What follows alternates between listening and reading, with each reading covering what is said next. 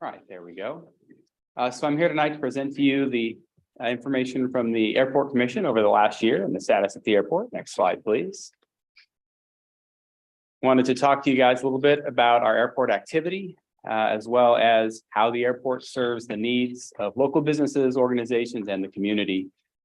We have various services and amenities that are offered at the airport, and we'll have some projects coming up this year that I thought you guys would like to hear about. Next slide, please. So during the pandemic, we saw a real decrease in operations at the airport. As the pandemic has kind of waned and economic activity has rebounded, so has the airport. Economic activity in the community and the activity at the airport have a very symbiotic relationship.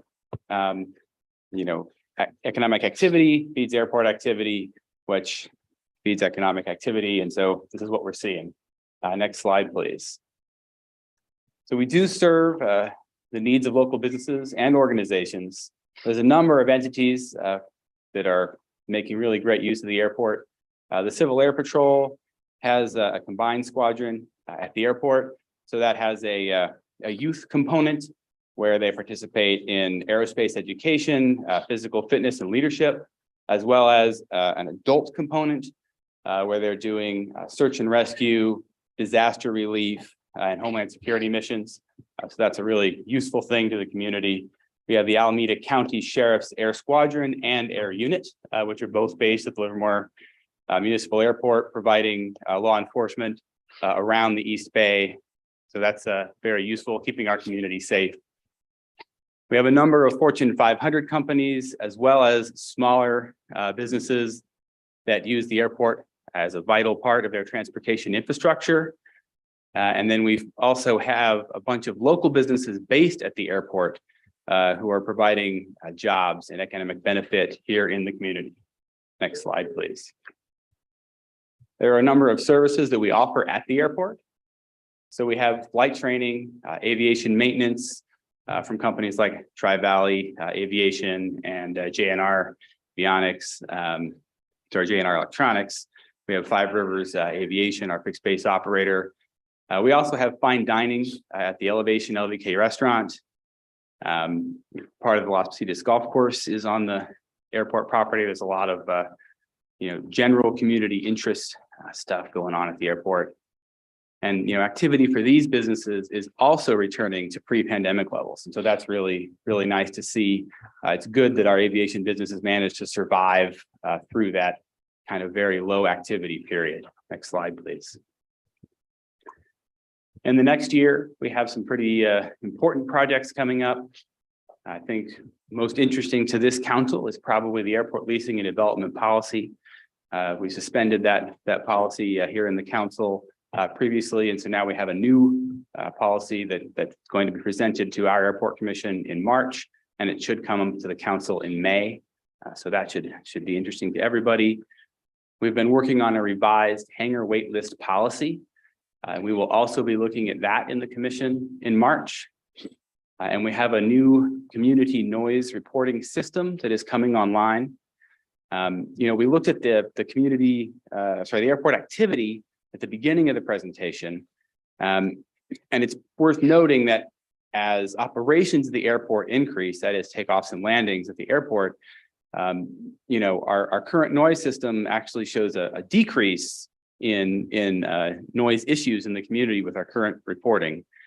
And we need to be in a position to understand what kinds of activity are really generating noise issues in the community and which ones are not, since it's not a direct relationship.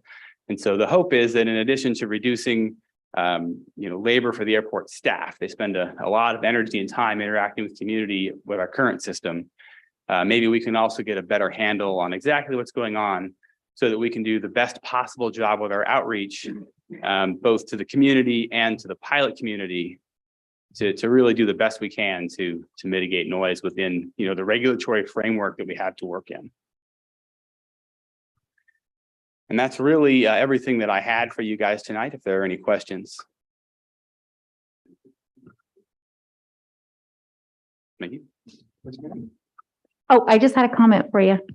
I just appreciated your last sentence of what we can do within our regulatory controls. And I'm excited to see this new software in place and see how that can support you. So thanks for the update. Thank you. And you're saying that the operations are up and actually by the new equipment, the noise is actually down. So noise complaints are down. Yeah. And operations are up. Significantly. But we clearly don't have all of the information, right? So to do a scientific analysis of everything going on, we just don't have enough information. So my hope is that we'll get more information with the new system. That should be coming online, I think, in April. And so we'll see what we learn with the new information available to us. Very good. Thank you very much. Appreciate it. Okay, next, I'd like to recognize a truly remarkable program that we had at the Bankhead Theater. And not only was it at the Bankhead, but it toured around to the high schools, the elementary schools, the high schools and the middle schools. And that was the Violins of Hope. And it was a remarkable set of concerts at the Bankhead Theater where they were using violins of people that had lived and died during the Holocaust. So this was, these violins have been lovingly restored by Mr. Let's see, Avshi Weinstein, Avshi, and I don't remember the Avshalom. The father and son have painstakingly restored these violins. And the history behind them, the stories behind them are nothing short of phenomenal. And I'd like to thank the East Bay Holocaust Education Center for bringing those to our community. And with that, I would like to present a proclamation recognizing the Violins of Hope. And whereas Violins of Hope is a collection of restored violins that were played by Jewish musicians before or during the Holocaust, these instruments have survived concentration camps, pogroms, and many long journeys to tell remarkable stories of resilience and survival. The instruments have been lovingly restored by master violin makers Amnon Weinstein and his son Avshalom Weinstein in their Tel Aviv, Israel, and Istanbul, Turkey workshops. Since 2006, these restored instruments have been exhibited and played by leading orchestras and music festivals in Europe and America. A strong component of the project is to exhibit the violins and bring them to schools and other organizations to experience these amazing instruments and their stories. And whereas all the instruments have a common denominator, they are symbols of hope, as if to say, remember me, remember us. Life is good. Celebrate it for those who perished, for those who survived, for all people. Violins of Hope is not only a memorial to lost culture and people, it is also an educational act that reaches young students and adults wherever concerts are performed. In January and February of 2023, Avshalom Weinstein, violinist Cookie Segelstein, and musician Joshua Horowitz will present free concerts at over 35 East Bay middle and high schools, including Livermore schools with the Violins of Hope. And whereas during February 2023, these restored instruments will be on display and will be played in 3 concerts at the Bankhead Theater by the Livermore Amador Symphony Orchestra, conducted by Laura Weber, with special performances by violinist Lindsay Deutsch, cellist Peter Bedrosian, and stories by Violins of Hope co-founder Avshalom Weinstein. And whereas every concert brings together people of all faiths and backgrounds, and every project is accompanied by an extensive education program that tells the history of some instruments, such as the violin, which was thrown out of a cattle train on its way from France to Auschwitz, the violin that was buried under the snow in Holland, the violins that saved the lives of people who played in camp orchestras and survived.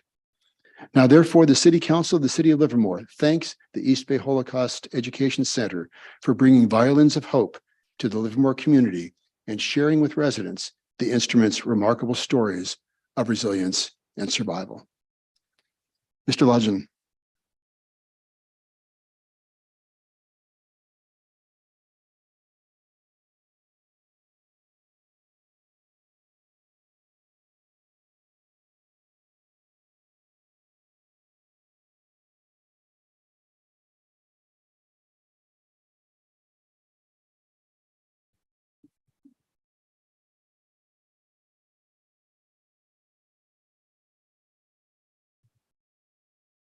Well, the first thing, it took a team effort to do this. I first saw Violins of Hope around 3 years ago in Oakland before the pandemic. And I said, we really have to bring this to Livermore. And we did. And, you know, as I was saying, it toured this year, it toured Paris, Buenos Aires, New York City, Chicago, and Livermore. So I was really, really proud to bring it here. And it's still going on. We're still going to, we've done around 30 schools, 30 concerts. We have around 50 more concerts, and we've branched out into Vacaville and Fairfield, and did all of Tri-Valley and Fremont. We're doing Fremont and Lafayette, and it's just really just a wonderful program, and I'm really proud of my team to have brought it here. And I think we're going to reach around 15 to 20,000 students with this program. Thank you very much for your support. I'd like to thank the City of Livermore for their support in being a sponsor for the program, and all the other sponsors and volunteers involved in the program. Thank you very much. Larry Lodgen, thank you very much. And shout out to Peg Folta. Thank you as well. Oh, Councilmember. Yeah, thanks. Larry is being very modest. I mean, he's right. It took a team, and I had the pleasure of going Tuesday night to the Bankhead to hear the orchestra and hear the story of the violins. And but it takes leadership like Larry to really pull it all together and put the team together and show that kind of leadership. I think is just remarkable. And I think it again shows what we can do as a community for the cultural arts here in Livermore. And the Bankhead is such a fantastic venue for this kind of an activity. And I applaud Larry for having the foresight and the gumption and the energy to do this. And as he said, it's still going on. And I talking with him backstage a little bit, it's going touring in places that he hadn't even anticipated when he was putting this together. So congratulations again to you, Larry, and the team. Peg, I know, is very much involved, but it was a wonderful, wonderful concert. And if you haven't heard our symphony orchestra in Livermore, take the time sometime to go listen to them. They're just remarkable. So again, thanks very much. Thank you. Thank you very much.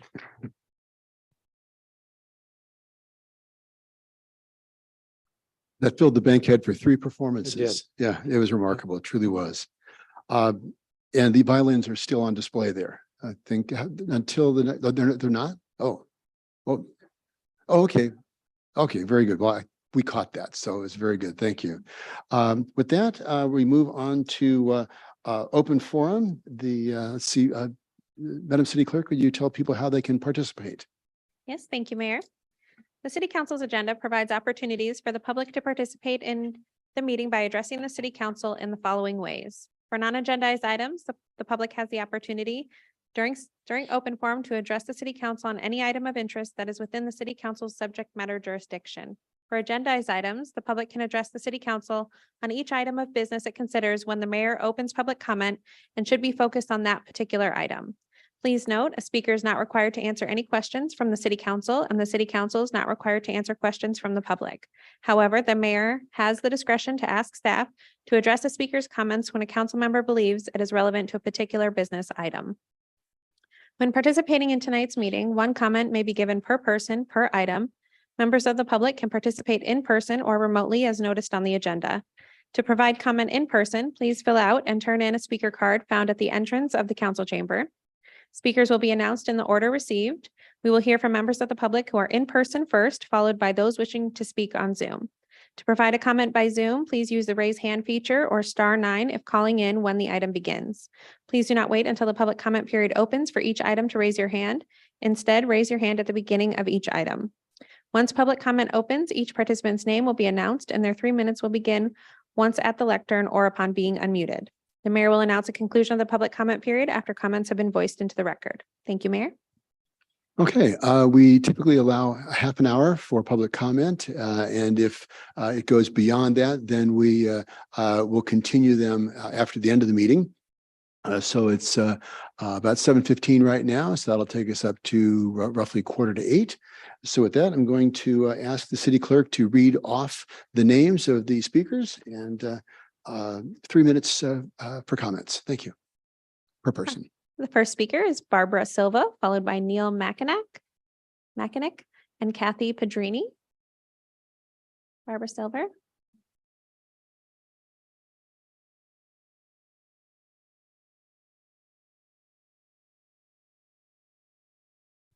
Hello, can you hear me? Yes. I just wanted to speak on behalf, let me just tell you about myself. I'm Barbara Silva. I'm a 59-year resident of the city of Livermore. Went through all my education here and raised my children here. And now my grandchildren are going to school here. And I have a Jewish heritage. And so I am so excited to hear about your violin program. And I want to find out where it's going to be at next. So thank you, Larry. I'm here to oppose the tiny home development that is being planned for construction at Asbury Methodist Church.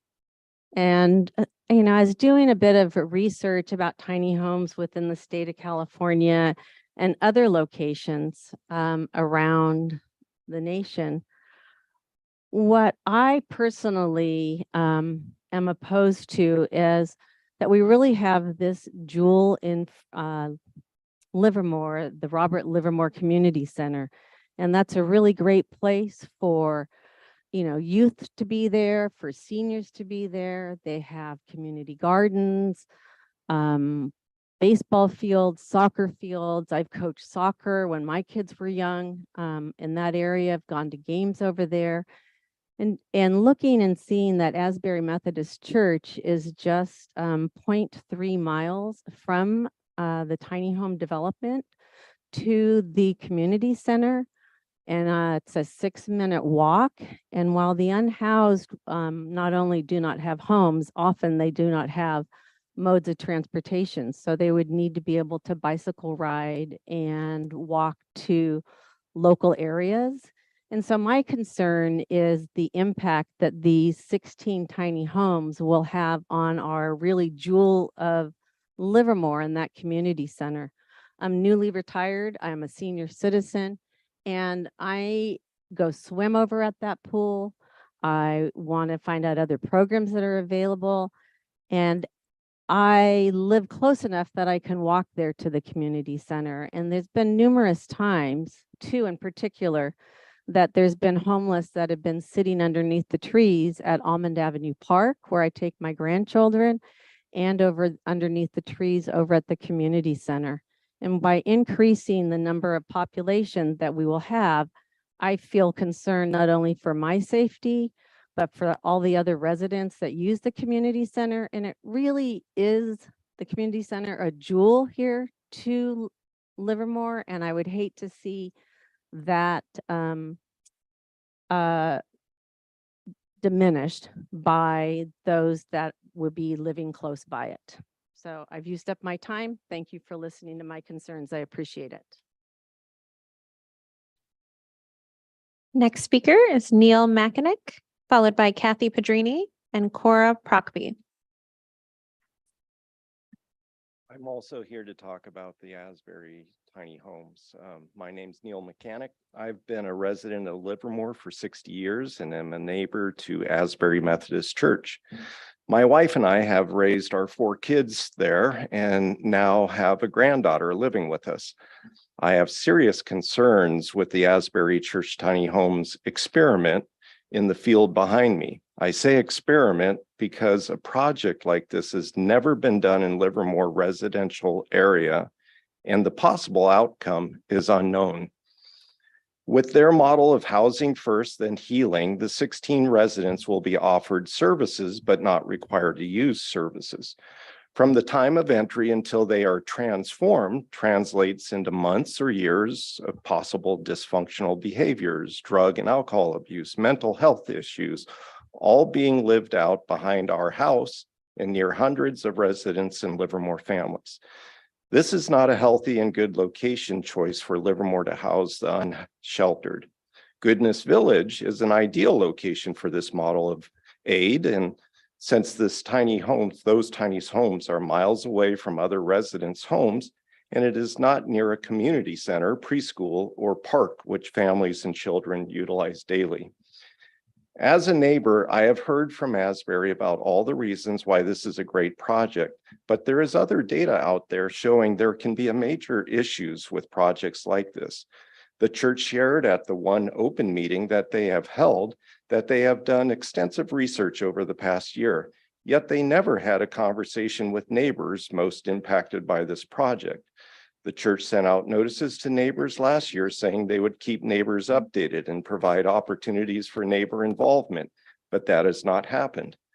How can neighbors trust the church in a project of this magnitude when the church has already failed to fulfill its own promise of inclusion and involvement of neighbors? If this was being proposed for property that other Livermore churches own in residential neighborhoods, for instance, Cedar Grove Church, I'm sure there would be concern and opposition by those neighbors. I can't imagine this experiment being conducted in a neighborhood city park that had underutilized land. If this project is built, what will be the recourse if problems arise? Will it be shut down after so much money is invested? Doubtful.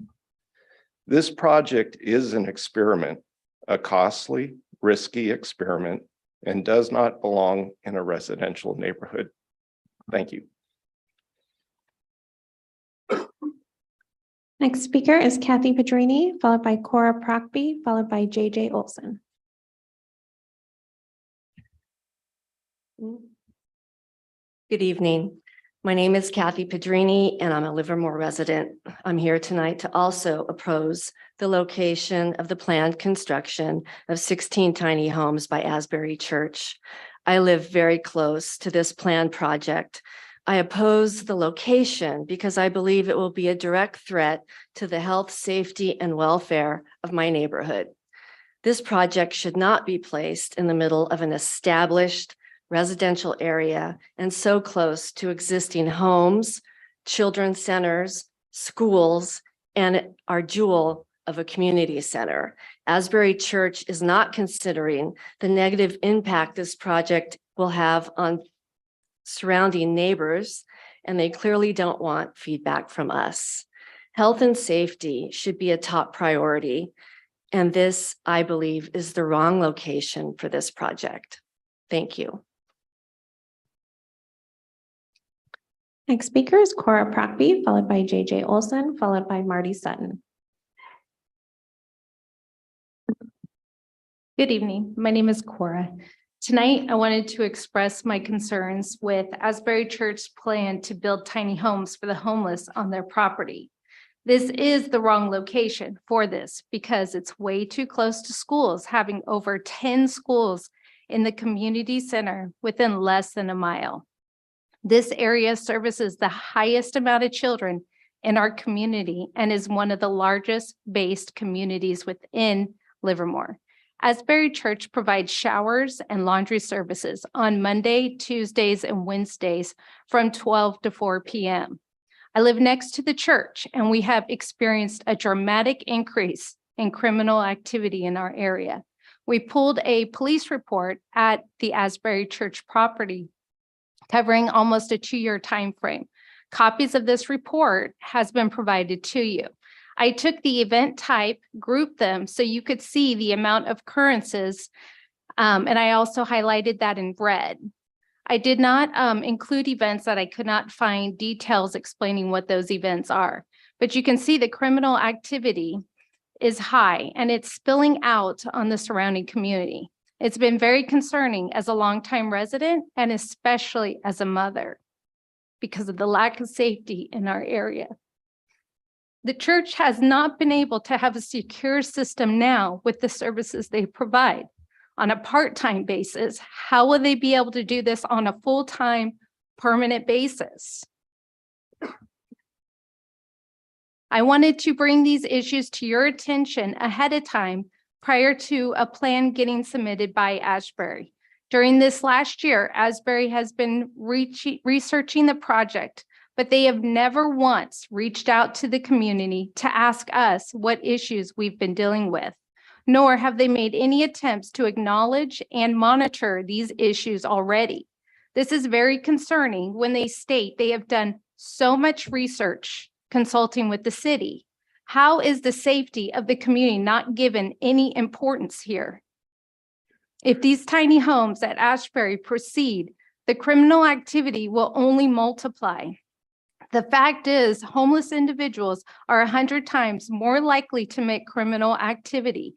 This is evidence that the health and safety of the surrounding community will be put at great risk. And I hope you will help us ensure that they take safety of the community and especially the children into consideration, because so far there's been no mention from the church or from the city when they have been advising them.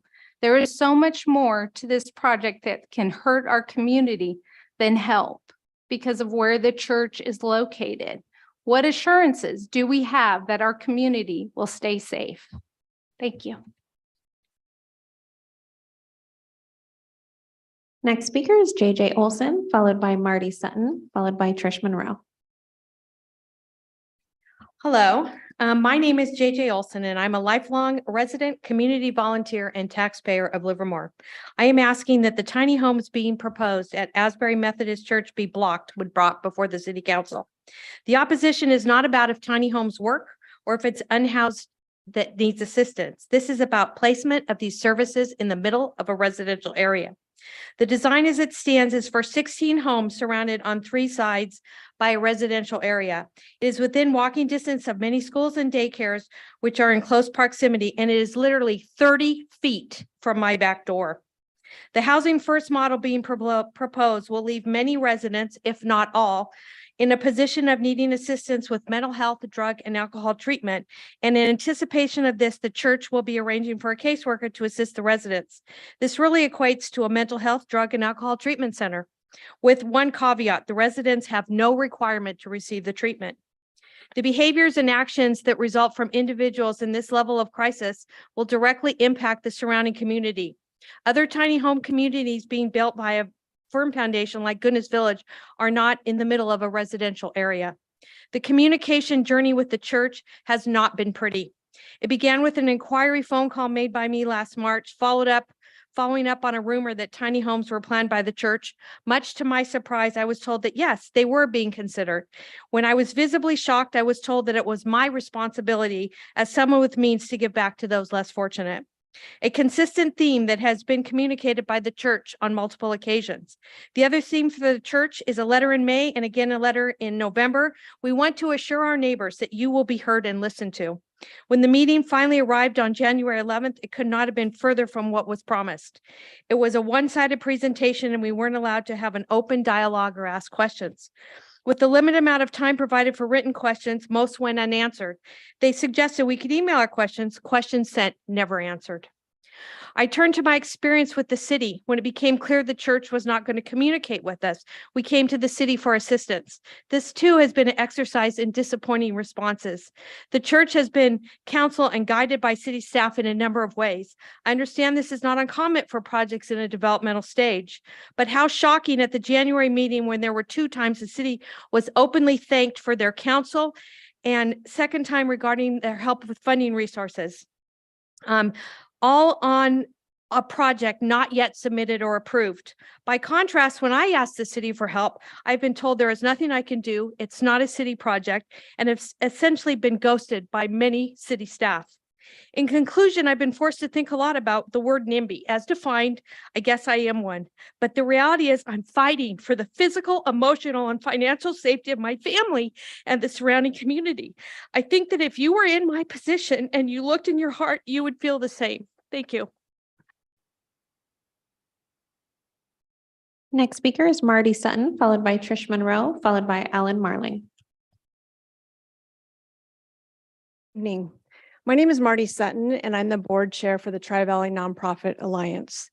TVNPA is a 501c3 that was founded in 2014. Our mission is to provide advocacy, collaboration, and education to strengthen the nonprofit organizations who enrich our communities. TVNPA has a very busy March, and that's why I'm here tonight to invite our elected officials, city staff, and our residents to our upcoming events. Our first event is at the Mayor's Panel on Thursday, March 9th at 10:30 at the Bankhead Theater. Mayor Marchand has graciously agreed to participate. We will also have the mayors from Dublin, Pleasanton, Danville, and San Ramon for a conversation about nonprofits and the importance in our community. On March 16th, we are very excited to celebrate the 1-year anniversary of Common Point. Common Point is our community's nonprofit center here in Livermore at 164 North L Street. We will have an open house to celebrate our tenants and the success of our new nonprofit center. This celebration will take place at Common Point from 5 to 7 p.m. on March 16th. And finally, on March 23rd, the Anti-Poverty Collaborative, which is now a part of TVNPA, will host a discussion on race, power, and poverty with Sheila Burks. Sheila is from the Alameda County Food Bank. As many of you know, I'm on the Human Services Commission, and a few years ago, she presented to the Human Services Commission on poverty. I think about her talk all the time as she talked about poverty in the Tri-Valley. We are also inviting our providers to have tables in the lobby. This important and moving conversation will take place on Thursday, March 23rd from 8:30 to 10:30 a.m. at Rosewood Commons in Pleasanton. We hope that each of you can join us for all of these events in March because we are so excited to be doing all this work in our community. We also ask that community members, staff, and even city council members, if you could please register for our events at tvnpa.org. This is mainly just so we can plan and make sure we have the appropriate space. Thank you for your support. Next speaker is Trish Monroe, followed by Zoom speaker Alan Marling. Good evening, Mayor and City Council and City staff. I'm here to encourage you in your work to provide housing for those who need it. One of the things that gave me great pleasure in the last several years was seeing the work that this city did, and I want to call out particularly Councilmember Carling, but also the Community Development Department, our police department, and the work that has been done on mitigating the homeless problem in Livermore and in the Tri-Valley. We have done that in a number of ways. Goodness Village is one of them, but Vineyard 2.0, which is right smack dab in the middle of town, not by somewhere, not right by fields where there are literally horses, or maybe they're not horses. Anyway, some kind of equines. Graze. The idea that the village that's being proposed by Asbury Methodist, which is fulfilling the primary mission of any religious organization, caring for those in need, is somehow threatening, I find disturbing. I want to encourage all of you to continue the good work that's been done in the past. Thank you. Next speaker over Zoom is Alan Marling. Yeah, Livermore resident, mayor and council. I attended the Asbury Church informational meeting on the 11th. They asked two things of us: that we listen and avoid name calling. Specifically, they said we shouldn't accuse people with concerns of being NIMBYs, as that can be hurtful. This was most generous of them, considering the Bible has no such reservations. For instance, Proverbs 28:27 says, "Whoever gives to the poor will not want, but he who hides his eyes will get many a curse." And Proverbs 29:7, "The righteous care about justice for the poor, but the wicked have no such concern." Now, I don't wish to imply the Bible is an infallible document, and it has been misquoted by the selfish and the cruel. That said, serving the less fortunate is not a minor theme of the text. Jesus Christ himself was homeless, and I can think of nothing more Christian than building homes for those who most need them. And I would never try to tell the faithful to do otherwise. Now, at the meeting, I did listen, and I learned that tiny homes will be permanent housing rather than transitional. This answered my main question, as homeless advocates have told me that permanent housing provides more stability and hastens the healing process. Further, through personal accounts and review of scientific study, I learned from the meeting that housing prevents crime and drug use. It prevents it, reduces it. For those who don't know, NIMBY stands for not in my backyard. NIMBYs often say such things as, "Oh, of course I'm in favor of more housing, just not here." Sound familiar? The meeting at Asbury was well attended. Unfortunately, a vocal few disrupted the question and answer section, name calling and illustrating that they had not listened. Here's my suggestion. If you don't want to be thought of as NIMBYs who gladly ignore scientific study and scripture to step on the necks of the less fortunate, stop acting like it. Mayor, that concludes the public comment.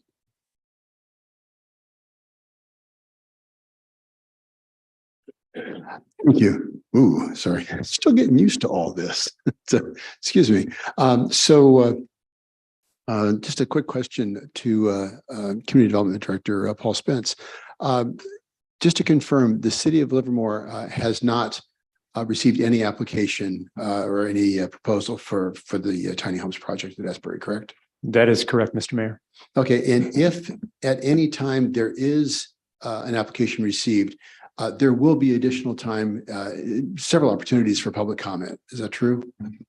Yes, this, when it comes in, we'll certainly let the council know and the public know that we've received an application and can provide information on the application. And then we would expect an item like this to go to Planning Commission as well. Okay, great. Thank you very much. And say, for example, somebody wants to put an addition on their backyard, on their house. They can go to our front counter and get advice and input and basically help putting together a project, right? So helping the public is not something that's unusual. We do that on a routine basis. That is correct. We have help at our permit center for anybody that wants to consider a project. Of any type? Yes. Okay, great. So that's nothing unusual. We do that for anyone. Correct. Okay, great. Thank you. Okay, moving on to the consent calendar. Is there any item that anybody would like to pull for consideration on the consent calendar? Thank you all for your comments tonight. So would anybody wish to pull anything for comment? Do we have any speaker cards for we do? Okay. Let's go ahead and take the public comment, and then we can discuss the consent calendar.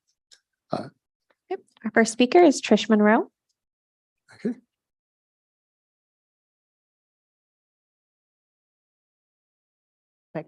Good evening, Mayor and City Council members and city staff. I noticed that there were two items on the consent calendar that had to do with parking garages. One, the one that's finished, and the one that's about to be built. And I know that there has been a lot of talk over the last number of years about parking and how important parking is and how much parking we need.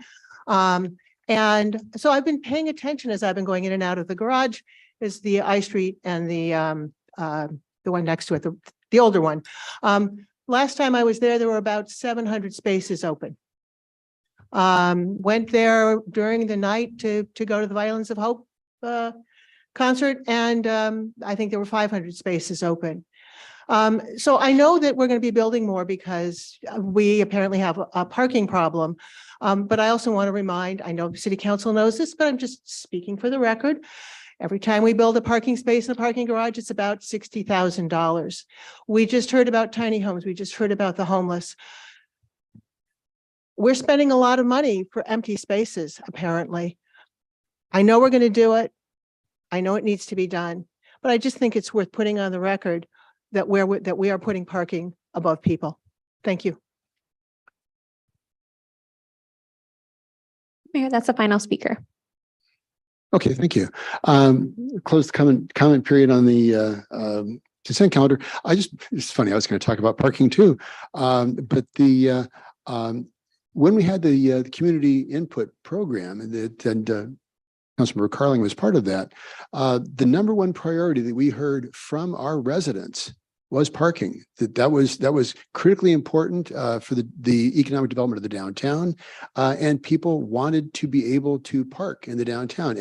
And what I think is remarkable about the I Street Garage is that demonstrates the commitment that this city had to keep its promise that we would not have less parking throughout this process as we developed the downtown, that there would always be more parking. And this is a promise that the city has kept to its residents. As we've built the I Street Garage, we've converted the pool center into parking. So we've always had more of what our residents told us was the number one priority, and that was additional parking in the downtown.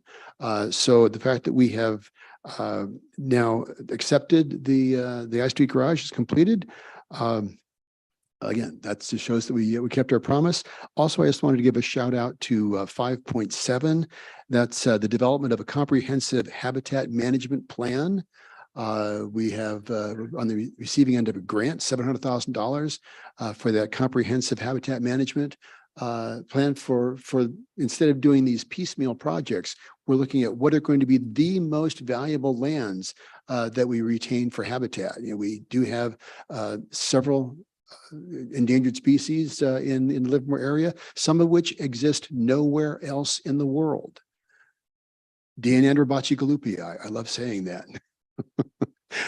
The Livermore tar plant exists nowhere else in the world. So we're accepting this grant to develop this umbrella habitat management plan so that it's we identified the most valuable habitats and that we can work together to preserve them. So with that, if there's not any additional comment on the consent calendar, I'll entertain a motion. Councilmember Branning. I just had a quick question for staff and a quick comment on the parking garage. Do we have a rough date? Because I believe people are going to be seeing a lot of construction soon. Do we have a rough date on the start time? So this is on the L Street Garage. Yes. We're already doing pre-work on that site. We're going to be doing some remediation work to start, and you'll begin to see construction fencing going up within the next month.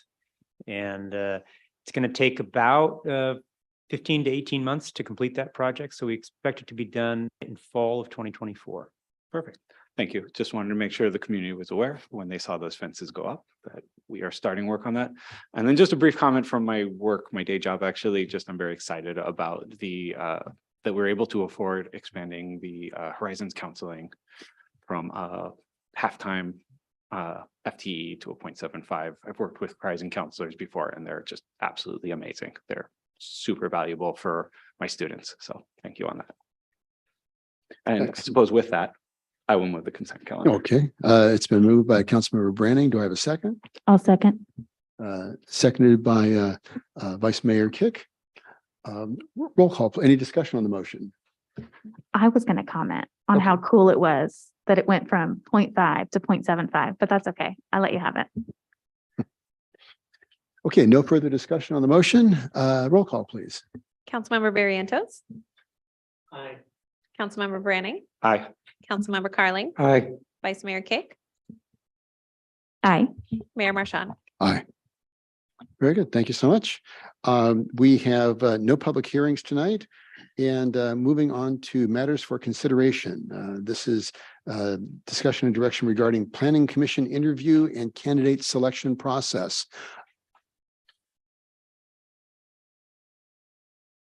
I'm still figuring that out myself. Honorable Mayor, members of the City Council, this is your City Manager, Mariana Marasheva. Our City Clerk, Marie Weber, will walk you through the discussion item 7.1. Thank you. Good evening, honorable mayor and council members.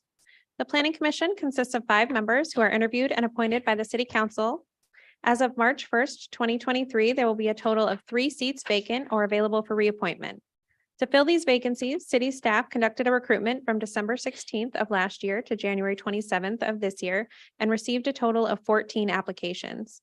Advertisements for the vacancies were placed in the independent newspaper, on the city's social media platforms, and on the city's website.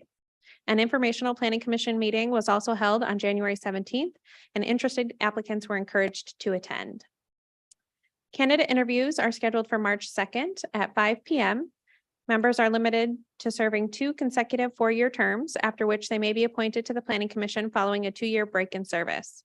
Preference for members is that at least 2 have demonstrated ability in the area of design by virtue of avocation, vocation, talent, and interest in design, architecture, landscape architecture, or a related field. Due to the large number of applications, staff recommends the city council select the top 7 candidates to participate in the interview process and appoint a subcommittee to review and select interview questions. And sorry to clarify, you will be voting for 7, but you will select 6 this evening. One spare there, just in case, right? Thank you, Mayor. And with that, I'm available for questions. Any questions? Okay, I would like to say thank you to all of the people that applied. This is not easy. There's a remarkable pool of talent out there, and I would like, and this is not a small task. I mean, this takes a tremendous amount of time to serve on the planning commission, and I would like to thank everyone that applied for this. As I said, there's quite an amazing pool of talent out there that we're selecting from. We reviewed all of the applications and all of the information that was provided. So with that, we're going to fill out the ballots and then hand them off to the city clerk. So I guess we can start writing now and then take a break once we hand them in. They're not ranked choice. We're just writing 7. That's right. Okay. We're just reading, clarifying. we're voting for 7 and we will be interviewing 6.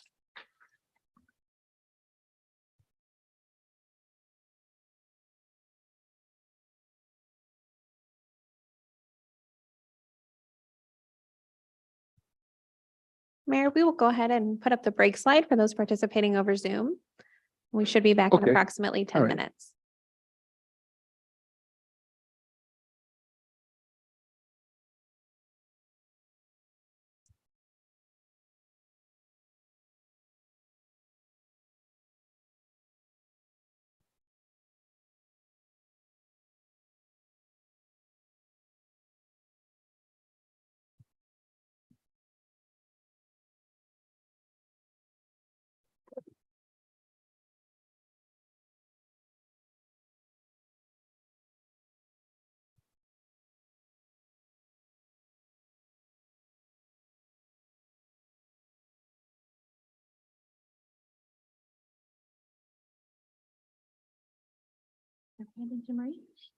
Yes.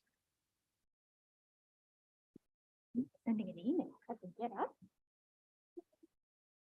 Oh, sorry.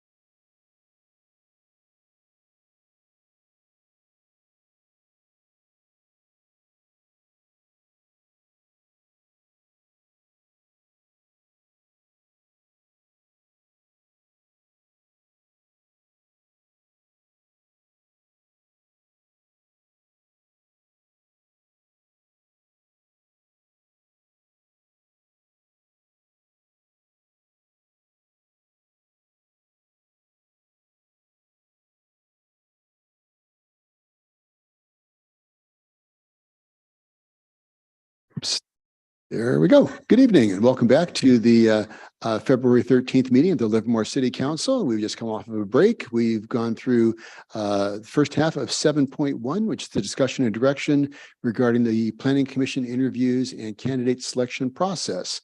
We've just all submitted our ballots and the city clerk has tallied them, and the envelope, please. Evening, Mayor and council members. Going to go ahead and announce the votes submitted by each council member.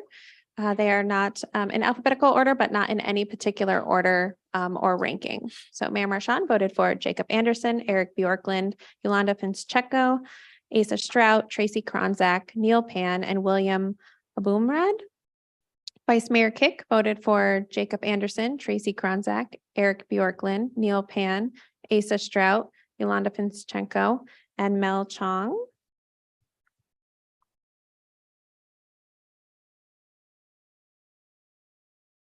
Councilmember Barrientos voted for William Abumrad, Eric Bjorklund, Mel Chong, Yolanda Fincheko, Constance Copps, Tracy Kronzak, and Julie Perea. Councilmember Branning voted for Jacob Anderson, Eric Bjorklund, Yolanda Fincheko, Tracy Kronzak, Neil Pan, John Stein, and Asa Strout. Councilmember Carling voted for Jacob Anderson, Mel Chong, Zachary Consenza, Yolanda Fincheko, Tracy Kronzak, Asa Strout, and Parker Enright. Final, oh, I'm sorry, just one moment. Gonna fill in the final name.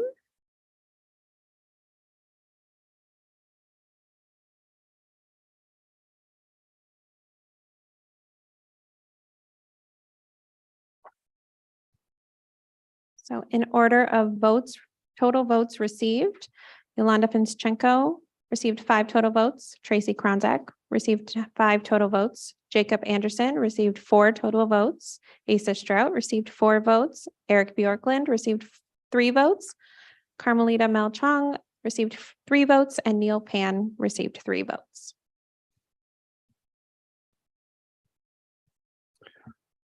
Well, thank you very much. That's so what would the position of the council be if we interviewed 7?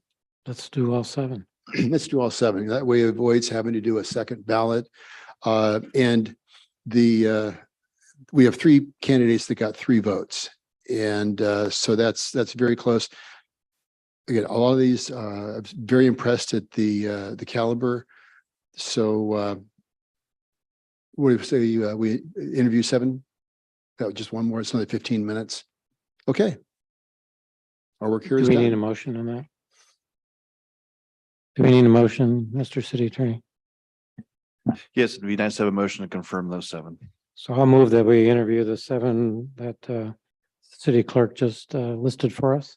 Okay, and that was in no particular order. That was Correct. just By the number of number of That's votes. correct. Okay. Yes. All right. Okay, I've got a motion. Is there a second?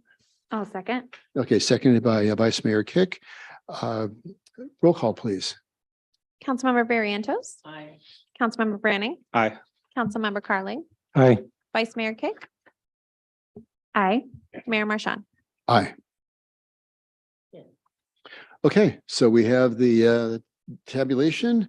Moving on to item number 8, committee. Oh. We still do need a subcommittee regarding. Oh, the that's right. I'm interview sorry, the section. subcommittee.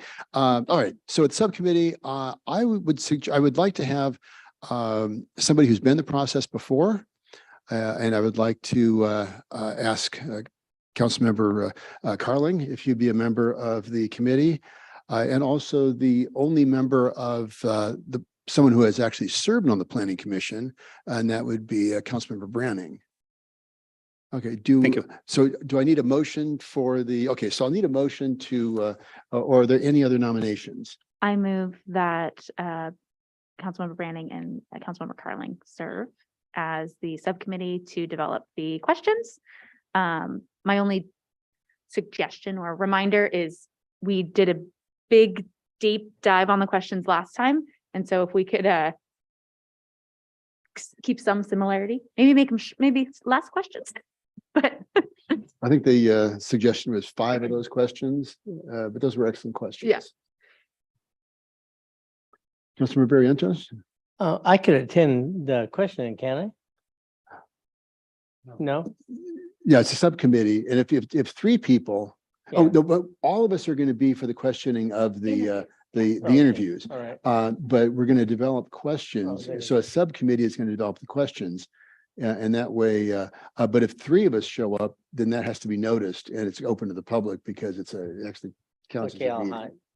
Okay, so, but we have, so it's a subcommittee of council members, Carling and Branning will develop the questions and then all of us will be present as we interview the candidates.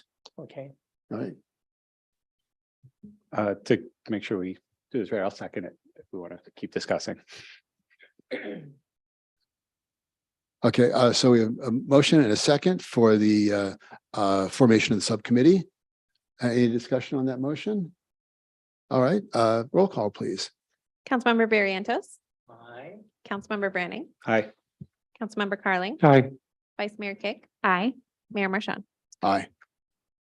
Good catch, thank you. Okay, now to council committee reports, matters initiated. Councilmember Branning. Thank you. I put most of my reports into the document for anyone's review. I just wanted to mention also, since we did have Ms. Sutton here, that there was a Spectrum community outreach event that I attended. It was a very fun event. We were cooking on Zoom and I do not remember the exact amount they raised for Spectrum, but I believe it was over $12,000 was raised. So very impressive sum. So if she's still watching, congratulations on that. And congratulations to Spectrum on a successful event. Very good. Councilmember Carling. Yes, thank you. Just a couple of other things in addition to the meetings I submitted. Several of us attended Assembly Member Rebecca Bauer Cahan's town hall on the 26th, and where she gave an update on legislation, both past and future. And I thought it was very well attended. It was at the library. There were probably 40-ish people there. Very good questions from the community. So it was a very nice event. We talked about Violins of Hope. Also did a ribbon cutting with my colleagues on either side at Hobson Sessions. And that was, of course, a fun event and at Hobson Sessions on First Street downtown. And then lastly, I was also at a fundraiser for the Livermore Opera.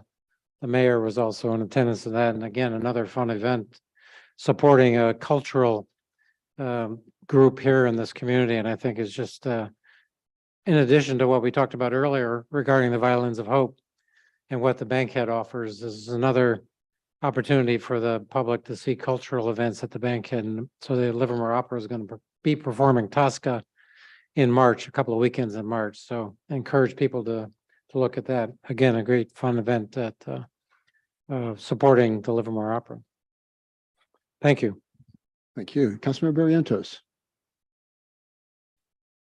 Yeah, I'm not sure what I'm supposed to report on. I know I have an EBCE meeting finally in Okay. person Wednesday. So I'll be there, Oh, very- meet the people down there, ask a lot of questions. Because doing it on a cell phone the last time did not. Yeah. Was not pleasant. Well, it's So I'll be there great. Wednesday. Okay, excellent. And now that we have resolved that I was on 2 committees at the same time.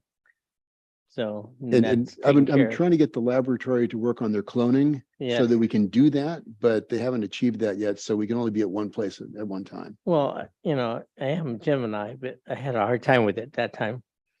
Couldn't get in there. So, yes, I'll be there Wednesday at the EBC open. Very good. Thank you. Vice Mayor Kick. so my meetings are reported on in the document, which came in the supplemental packet. But I did want to take a moment to highlight all the amazing events that are happening at the library this month for Black History Month. So there's a whole bunch on the library that you can but I just wanted to point out a couple that are coming up that I find very cool and hope to make it too. There is an art display that you can see at the Civic Center Gallery at any time, so please go check that out. There's also a poetry reading and panel discussion on Thursday. Yes, on Thursday at 6:30. We have something at every library branch, which is also a great way to get every single part of our community activated, including a Bessie Coleman craft. Bessie Coleman is the first Black pilot. And that's at Springtown, which is fantastic. We also have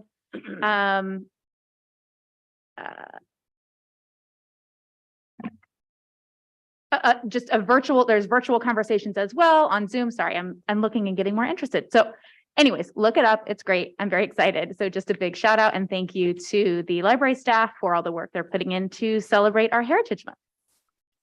And with that, I'll pass it over to you. Okay, very good. Thank you. So Friday, in addition to all the other ones reported, Friday attended a meeting of the Innovation Tri-Valley, and there is a fascinating talk by Dr. Roger Ains about climate action and all of the efforts that everybody's going to need to make. And it's going to be a big lift. And a lot of the stuff that we've talked about, for example, Valley Link and hydrogen power, those are all going to be very important things as we move ahead with the climate action plan. Also attended the Alameda County Transportation Commission Planning Policy and Ledge Committee this morning. And we got the update on the congestion management plan and monitors road performance. For the first time in a long time, the population of Alameda County has actually dropped. And a lot of the people that seem to have moved out are the ones that took transit because transit has not recovered since the advent of the pandemic. Apparently something in the neighborhood of 35% of people are now working from home. And they've seen about 225,000 fewer commuters. So that's going to be something that a lot of the transit agencies have to deal with. One troubling thing is they also look at bike and ped and traffic fatalities.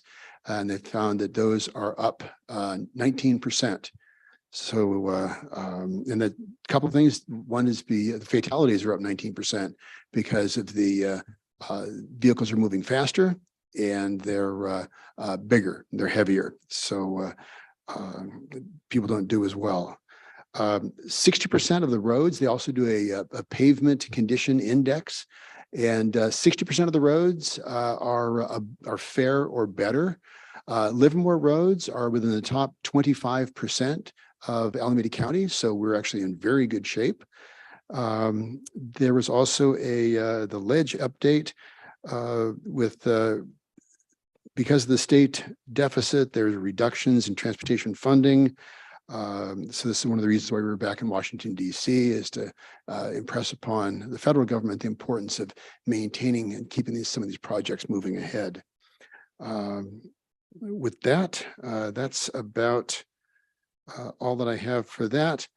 I would also like to recognize, as I adjourn tonight, to recognize Black History Month. So please Mr. avail Mayor, yourself of some of the before- remarkable programs that we have. Before you adjourn, I believe there was a meeting conflict you wanted to resolve. Oh, thank you. You're welcome. Sorry to interrupt. Still in the, yeah, so yes. So as Councilmember Barrientos pointed out, there are several meetings that occur concurrently. So with that, I have asked that since Councilmember Barrientos expressed an interest in issues dealing with the electrical grid, I wanted to keep him on the East Bay Community Energy Committee, and Councilmember Branning has agreed to take over the Livermore Amador Valley Water Management Authority, which is the LAVMA, is the wastewater disposal line going into San Francisco Bay. So I would ask that that change be made. Since these were approved by nomination and affirmation by the council, do we need a vote?